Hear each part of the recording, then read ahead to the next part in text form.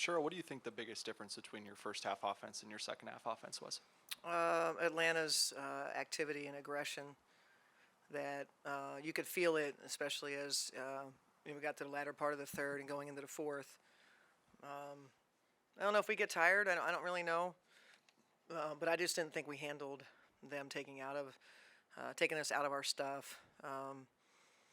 Certainly, it's a team that we had 2 players out there that, actually 3 players that, don't necessarily know kind of like what we do, what we like to do when we have pressure situations, and so we have oftentimes 2 of the players don't know what other 3 players are trying to do.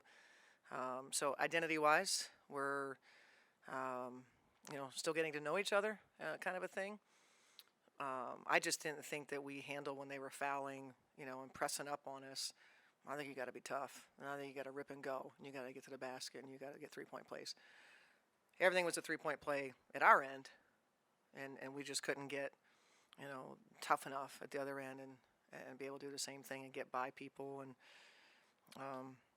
give Atlanta credit. I mean, I saw it against Dallas. They did the same thing where they struggled in the first half and they had their better half in the second half. They did the same thing here today. Just unfortunate for us that we couldn't hold them off because, it was a good game for us for 3 quarters.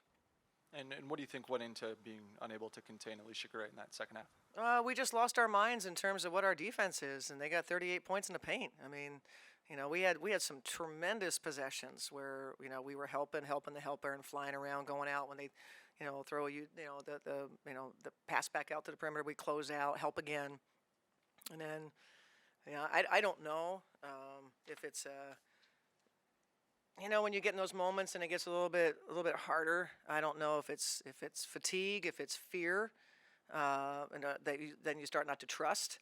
I don't want my man to score, kind of thing, and that's obviously was not how we were successful in the first place. So, them seeking the paint the way that they did and having that success, that was probably the most disappointing thing. Hey, Cheryl. You talked about handling pressure. The point guard position was not your best position last game. This game, Lindsey Allen gets the start. Tiff Mitchell plays some minutes. Banham not so much. What did you make of that position's performance tonight? It was, okay. We got to get more out of it. Points wise, I don't know how many minutes Tiff spent there, but played LA a lot of minutes. LA's, she's good at organizing that sort of thing, but point production. We know that. This is not. So if you guys want to, we can talk about it every game. But it's going to be a challenge for us every game, and we just. I think we have other players that get paid to score, and if we can get those guys to do those things, then we can cover up that spot. Offensively, I thought every time you guys got into a high pick and roll, it turned out to be points. Was that a focus coming into this game with, in game 1, maybe the half-court offense being a little bit more stagnant? What did you like from that perspective? Yeah, that was definitely something we looked at, and I liked our reads in it. I thought post players, when we would get it to them, they were in position to score or make plays on the backside. So that was an improvement over the last game. Our pick and roll reads. We talked a lot about it, and I thought we did well there today. In the minutes that Ariel Powers played, it felt like she played well, was very in command of her offense. Yep. What do you need to see from her for her to get more minutes? Well, exactly what she did. She had 2 good days of practice. I told them, that's where you're in playing time. AP had 2 good days of practice. She got the opportunity in the first half, and second half when that group got in there, it was a short time, but I didn't like the way they looked offensively. We weren't getting as much movement, and I think the playing time wise, it's one of those things when you're a bench player, that's what happens. You don't always get get that chance again in the second half. Hey, Cheryl. Tonight, you used your first coach's challenge. New rule in place. Can you just discuss your thoughts on that process? Yeah, I think it's great. Sure wish I had another challenge. When Jenna made the terrible call, Fee's six foul. But yeah, no, I think it's great. Kayla did a pretty good job on Ryan, and you guys switched pretty well on DHOs, but they got it into the post there in that third quarter with Hillman. Just, what went into, her being able to find success and you guys struggling to find an answer for that specifically? Well, I think, a lot of our conversation was about Parker.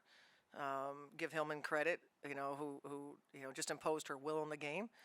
But our basic schemes defensively, I don't know if they think that it didn't apply to Hillman. But we don't like anyone to be in a one-on-one situation. We like our guards to dig down on the move, and I thought we did clean that up. I don't think that they continue with that, but I thought we cleaned that part up. Coach, it's only game 2, but can you assess Diamond Miller's performance? I know she had to overcome some early foul trouble. She just has to learn every game. I mean, she's going to be disappointed. I think she's figuring it out. I like a lot of things that she does, but then you make a defensive mistake like going to double off of Howard and they kick it out for 3. Things like that you just, hey, you got to go through it. There's no way to, there's not an IV that you can inject into somebody to give them the experience and knowledge of those situations, and she just has to learn. I enjoy Diamond a lot, and we're going to continue investing in her.